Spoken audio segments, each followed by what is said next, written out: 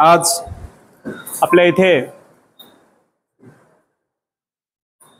युवा परिवर्तन संघर्ष समिती आयोजित आजचा जो कार्यक्रम आहे, आजच्या कार्यक्रमासाठी डोणगावकर साहेब, बिलाळीकर साहेब, जोगपेटे साहेब, आमचे सहकारी गंगनर साहेब, आकाश साहेब आणि सर्व सन्माननीय व्यासपीठावरील मान्यवर, विशेषतः उपस्थित असलेले सर्व पोलीस पाटील, शेतकरी, सरपंच प्रतिनिधी, रोजगार सेवक, म्हणजेच या ठिकाणी उपस्थित असलेले सर्व शासनाच्या विविध योजना शेतकऱ्यांपर्यंत पोहोचणारे सर्व प्रतिनिधी.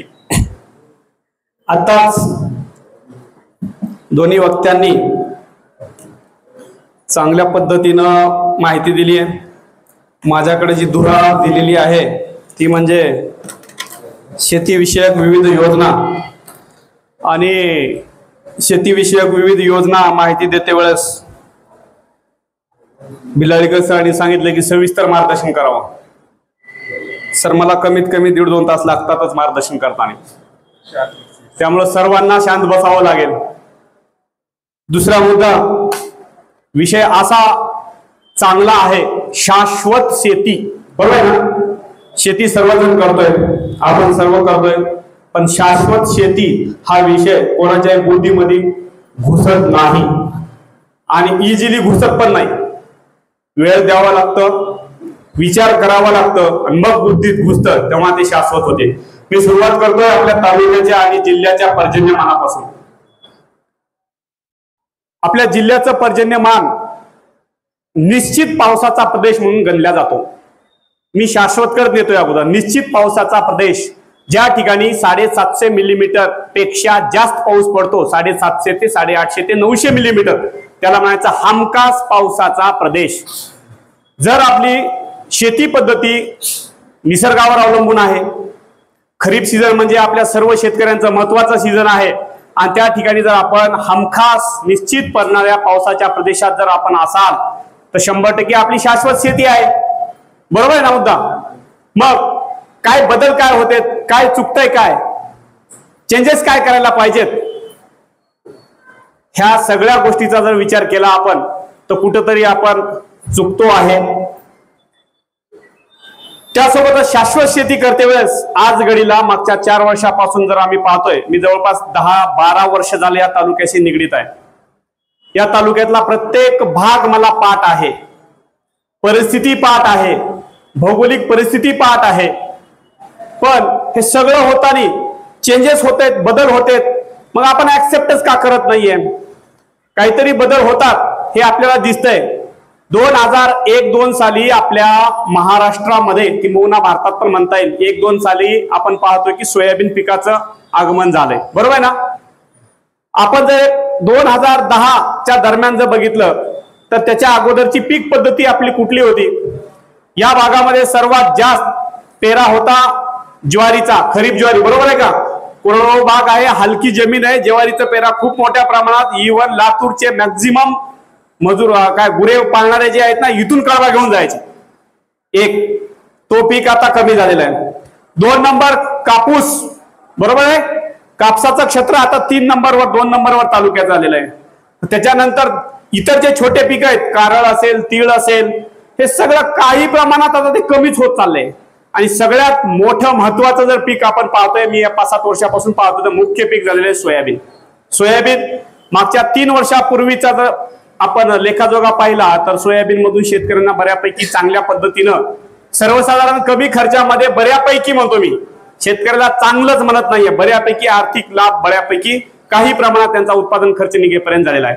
पण मागच्या 2 वर्षाचा जर इतिहास पाहिला, शेतकरी आता दुसऱ्या पिकाच्या शोधामध्ये आहेत. बरोबर आहे? पण मी तुम्हाला 2001चं उदाहरण यासाठी दिलंय. निसर्गाची जी साखळी आहे यामध्ये प्रत्येक गोष्टी हळूहळू बदल होत असतात. जसं सांगायचो आपण की 100 वर्ष आयुष्य आहे. बरोबर आहे ना? किती वर आलाय आता? 66 वर्षापर्यंत. आम्ही जेव्हा BSc ऍग्री MSc ला होतो तेव्हा पण 66 वर्ष, आता तर 50-55च्या दरम्यानच. म्हणजे हे सगळं बदल होते. हे सगळं बदल होण्यामागे निसर्ग आहे, आपली औद्योगिकरण आहे. म्हणजे जेवढं डेव्हलपमेंट होते, जगाचा असेल, देशाचा असेल, राज्याचा असेल किंवा तालुक्याचा असेल, जेवढी जेवढी प्रगती होत राहते त्याच्या बरोबरच काही गोष्टी निसर्गाच्या विरोधात होत असतात आणि त्याचा सर्व काही गोष्टीचा परिणाम फक्त आणि फक्त एक म्हणजे मनुष्य प्रजातीवर होत असते. मग हे काय होत असेल, त्याचं कारण काय आहे, मग करायला काय पाहिजे आपल्याला? जर 2021 ला 1-2 शेतकऱ्यांनी सोयाबीन लावायला सुरुवात केली, त्यावेळेस लावा म्हणलं तर कोणी लावत नव्हतं. आता सगळ्यांच्या शेतामध्ये सोयाबीन आहे आणि दुसरं पीक नाहीये. कदाचित आता इथून पुढे सोयाबीन पिकाची सुद्धा एरिया क्षेत्र कमी होण्याचे संकेत आहेत आणि कालांतरानं दुसऱ्या पिकाकडे शेतकरी वळत आहेत. यासोबत मला अजून एक म्हणायचंय, सोयाबीन पिकासोबत खूप मोठ्या प्रमाणात तणनाशकाचा वापर सुरू झाला. शेती करायला कोणीच तयार नाहीये, अधिकारी सुद्धा नाहीये. सांगतो, शेती ही भांडवलशाहीच, म्हणजे भांडवल ज्यांच्याकडे आहे त्यांनीच शेती करावी अशी मानसिकता झालेली आहे. याच्या मागचे 2 वैचारिक पण मतभेद आहेत आणि इतर पण आहेत. मग त्यामध्ये काय, आपल्या इथला एकही शेतकरी 1-2% जर सोडलं तर 99% शेतकरी शेती हा पोट भरण्याचं साधन म्हणून करत आहे. बरोबर आहे का? व्यवसाय म्हणून शेती करत नाहीयेत. जे व्यवसाय म्हणून शेती करतात त्यांनी मात्र शेतीला कधीच नाव ठेवत नाहीत आणि शेतीमध्ये कंटिन्यू राहतात. मी उदाहरण देतच जातोय समोर. मग खूप मोठ्या प्रमाणात जमिनी आहेत, 10 एकर, 12 एकर, 15 एकर. निश्चित पावसाचा प्रदेश आहे, दरवर्षी पाऊस पडतो, तरीही आपल्याकडं रबी सीझन आपल्याला घेता येत नाही. किंबहुना एक पाण्याचा जर खंड पडला, खरीप सीझन मध्ये जर पाण्याचा खंड पडला तर आपल्याला संरक्षित पाणी देण्याची सुद्धा आपल्याकडे सुविधा नाही. म्हणून एका पाण्यामुळे किंवा 10-15 दिवसामुळे आपलं सोयाबीनचं पीक असेल, तुरीचं पीक असेल जात आहे. मग आपण तो म्हणतो हमखास पावसाचा प्रदेश आहे. ज्या भागामध्ये 200-300 मिलीमीटर पाऊस पडतो वर्षाला, तर त्या ठिकाणी बऱ्यापैकी खरीप सीझन घेत नाहीयेत, पण रब्बी सीझन नंबर 1 करतात. मग आपल्याकडे एवढं पाऊस पडतं तर ते पाऊस आपलं जमिनीमध्ये किती मुरल्या जातं याच्यासाठी कोणीही प्रयत्न करत नाहीये. कोणीही म्हणतो मी प्रयत्न करत नाही. आणि सांगतो सगळ्यात महत्वाचं, प्रत्येकाची मानसिकता आहे, मी आज फळबाग लागवड करत असेल तर मी शेतकऱ्यांना विचार पाण्याची सुविधा आहे का? साहजिक आहे, शेतकरी म्हणतो हो साहेब पाण्याची सुविधा काय?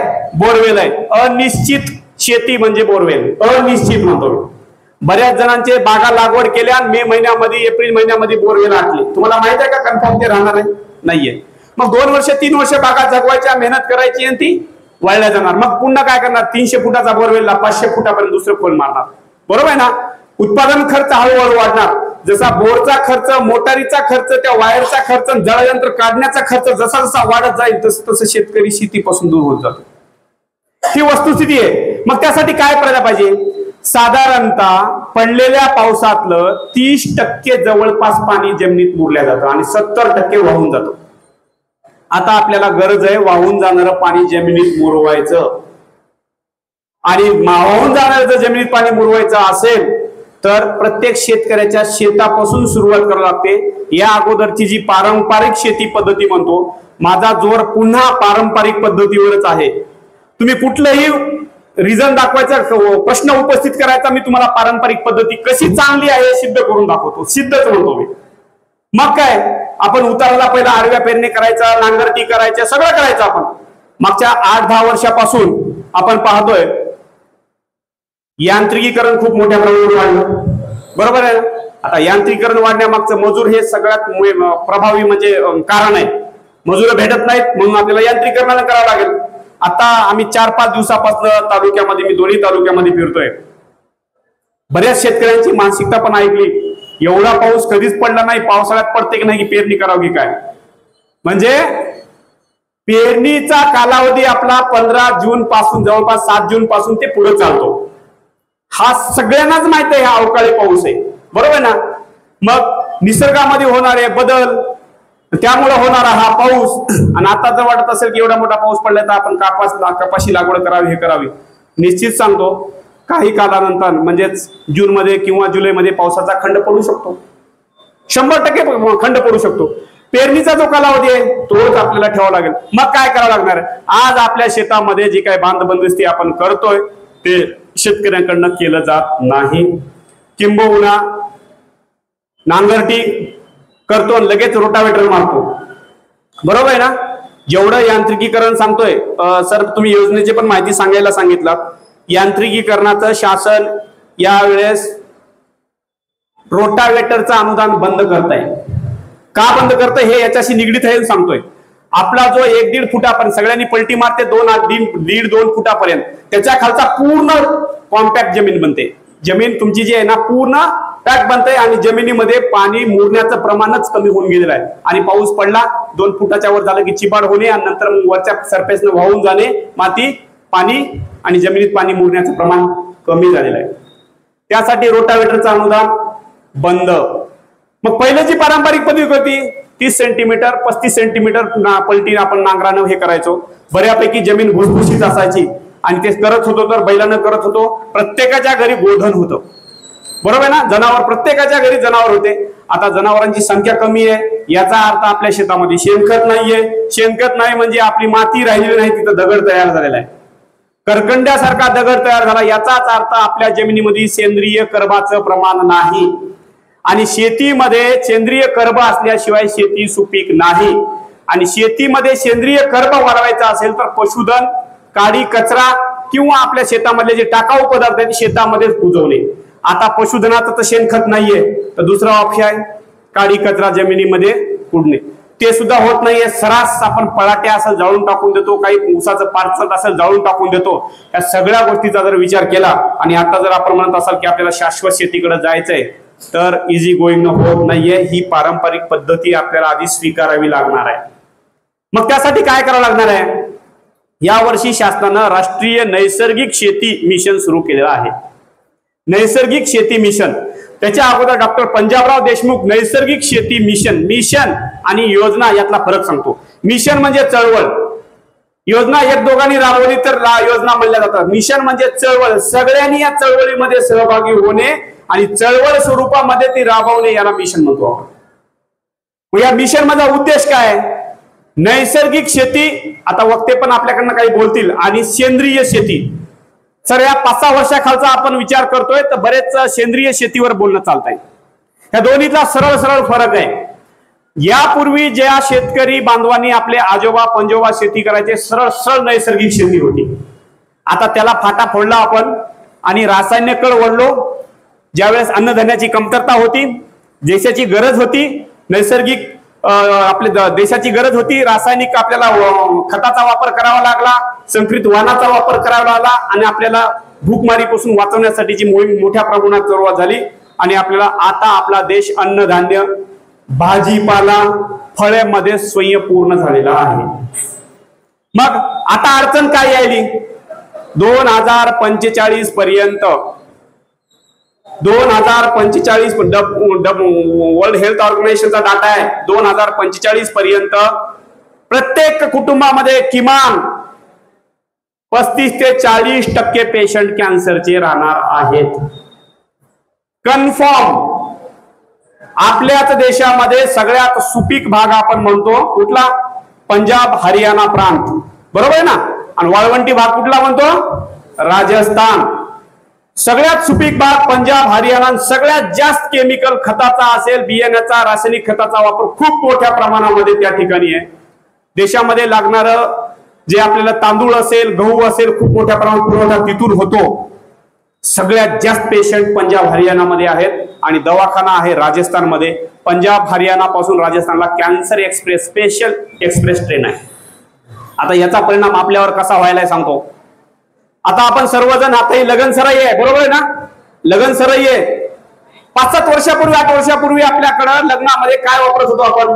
केळीचे पानं, पळसाच्या पत्रावळ्या, बरोबर आहे ना. कसं आधुनिककडे वळतो आणि कशा पद्धतीनं आपला आरोग्याचा खर्च मेडिकलवर कसा चाललाय आणि या सगळ्या गोष्टीला कारणीभूत आपण होतो हे सांगतोय. मग जेव्हा हे कधी पळसावर फवारणी केलेलं पाहिलं का? कोणी पाहिलं का? नाही. म्हणजे त्याच्यामध्ये केमिकल असायचा विषयच नाही. केळीवर आता कुठंतरी पाहतोय आपण फवारणी. पहिले केळीवर करत होते का? नाही. तमिळनाडूमध्ये आजही केळीचं उत्पादन पानासाठी घेतात. पानं. ज्यांनी तिरुपतीला गेलं असतं तर जेवायला कशाला भेटतंय? पानाचा उपयोग होतो. केळीसाठी तमिळनाडूमध्ये केळी म्हणजे फळासाठी उपयोग केला जात नाही. मग आता आपण काय केलं? रेडीमेड केळीचं पान, बरोबर आहे ना. रेडीमेड पत्रवाळी. पाश्चात्य संस्कृतीचा आपण वापर करतो, पण ते आपल्या शरीराला कसा हानिकारक आहे, तिथलं एन्व्हायरमेंट वातावरण काय, त्यांचं खानपान काय, याचा आपण काही विचार करत नाहीये. केळीचं पान, प्लॅस्टिकच्या कपात, चहा, 3 कारण मेजर सांगतो मी. एक, सगळ्यात मोठ्या प्रमाणात गरम पदार्थ प्लॅस्टिक मध्ये वापरणं. कोणाच्याही घरामध्ये कुटुंबामध्ये 10 पाहुणे आले, स्टीलचा ग्लास बाजूला राहतो का, ते काय ते आपलं चिनी मातीचा कप बाजूला राहतो, डायरेक्ट यूज अँड थ्रोचे कप वापर, बरोबर आहे ना. 1-2 असते तर आपण हे करतो, पण 10 ही जनरल प्रक्रिया झाली. त्याला वॅक्स कोटिंग म्हणजेच मेणाचा कव्हर सारखा केमिकलची कोटिंग असते. तुम्हाला माहिती आहे, जिथं गरम पदार्थ टाकला की ते वितळल्या जातं. वितळतं का नाही? कागदाचं जरी असेल तर त्याला कोटिंग असतं, आणि गरम टाकलं की वितळतं, आणि वितळलं म्हणजे त्या चहासोबत पाण्यासोबत जे काय आपण गरम घेतो त्यासोबत आपल्या शरीरात जातं. सुरू झाला कार्यक्रम. त्याचसोबत आता जे केळीचे पानं म्हणतो ना आपण, हे प्लॅस्टिकचे आलेले, 5 मिनिटाच्या ऐवजी 15 मिनिटं जेव्हा या फरशीचा कलर हिरवा होतो. त्याच्यावर जर पॉलिथिनचं कव्हर आहे, भात कसा गरम, सगळं गरम, हे सगळं आपल्या शरीरात चाललंय, आणि हळूहळू हळूहळू मग पेशंट वाढायला सुरुवात झाली. हे सगळं करताना आपल्याला ही हळूहळू पद्धती बदलावी लागणार आहे. आपण म्हणतोय फक्त काय काय होणार आहे, केमिकलचा वापर झाला, रसायनाचा वापर झाला, तणनाशकाचा वापर झाला, म्हणजे शेतकऱ्यांनी जास्त वापर करायल्यामुळे कॅन्सर वाढलाय, ही डोक्यातून काढून टाका कल्पना. ते तर कारणीभूत आहेच, ते तर कारणीभूत आहेच, पण त्यासोबत आपली जी आत्ताची जगण्याची शैली आहे ती खूप मोठ्या प्रमाणात कारणीभूत आहे. मी एक अजून 2 उदाहरण देतोय. मॅमल्स म्हणजे ज्यांना बाळ जन्मल्या ज्याला दुधाची गरज असते, त्याला मॅमल्स कॅटेगरीमध्ये म्हणजे कॅटेगरीज केलं जातं. जगामध्ये एवढे काही प्राणी आहेत, फक्त माणूस जर सोडला तर कोणता प्राणी बालावस्था संपल्यानंतर दूध पिते? एकच सांगायचं, बालावस्था संपल्यानंतर दूध पिते आईचं, कोणीच नाही ना. माणूस सोडला तर म्हणतो मी, माणूस म्हणजे नंतर आपण गाईचं वगैरे दूध पितो ना. समजा एखादं वासरू आहे, त्याला जर दूध बंद झाल्यानंतर पण पुन्हा ते गायला पाजवतो का आपण? नाही, गायलाही पाजवत नाही, दूध बी पाजवत नाही. एक जगातला माणूस सोडला तर कुठला प्राणी आहे रोजच्या आहारामध्ये तेलाचं सेवन आहे? तेल खातो आपण, आहे का?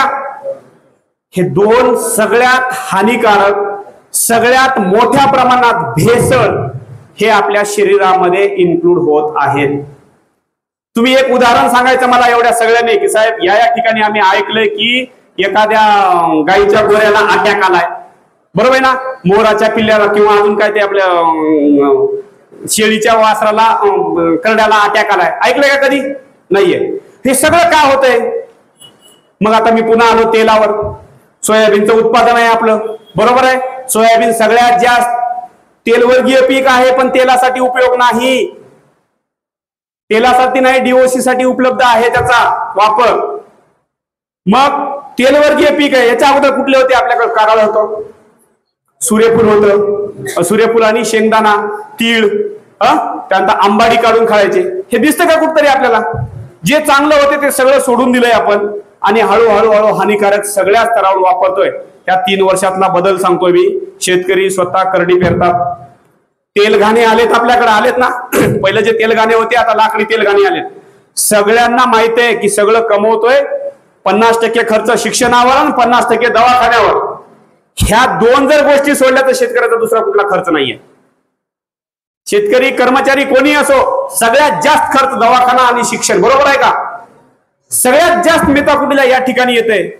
यासाठी राष्ट्रीय नैसर्गिक शेती मिशन शासनाने यासाठी सुरू केली की शेतकऱ्यांनी आता काय करायचंय, किमान त्याला लागल एवढं तरी 1 एकरच तरी नैसर्गिकरित्या शेती पिकवणे. बाहेरचा माणूस करू शकत नाही, फक्त शेतकरीच करू शकतो. पूर्ण शेती करा असं नाही आग्रह मिशन मध्ये, फक्त 1 एकर तरी, म्हणजे मला लागत असेल थोडं 1 एकर पुरतं जी काय डाळ असेल, गहू असेल, ज्वारी असेल किंवा करडई असेल, सूर्यफूल असेल, 2 गुंठे, 5 गुंठे, 4 गुंठे जे काय करायचंय आपल्या घरी आपल्याला ते तेलघाण्यामधनं काढता यावं, चांगल्या पद्धतीनं विना केमिकलचं खाता यावं हे शेतकऱ्यांनी. आणि जर त्यामधून उरलं तर त्यांनी विक्री करावं. मग आता हे सगळं सांगणं ठीक आहे, आपल्याला सवय लागली रासायनिक खताची. आता ताकद साहेबांनी सांगितलंय की डीएपी मार्केटमध्ये नाही म्हणून बातमी आली की डीएपीच पाहिजे लोकांना. पण त्या पिकाची गरज काय? सोयाबीन म्हणतं का मला फक्त डीएपी मधूनच नत्रज पूरक पाहिजे, दुसऱ्या कोणत्या खतातून नको? बिलकुल नाही. ते आपल्याला कळतं. नत्रज पूरक पालाश 3 मुख्य घटक आहेत. मग डीएपी असो, 10-26-26 असो, 12-32-16 असो, किंवा 15-15 असो, किंवा 20-20-13 असो, त्या पिकाची गरज भागवणं गरजेचं आहे. हे जेव्हा आपण टाकतो त्यावेळेस पीक पद्धतीमध्ये बदल करणं आपल्याला गरजेचं आहे. आणि मग पुन्हा डीएपीचा आग्रह बंद करणे, 20-20-13 करणे.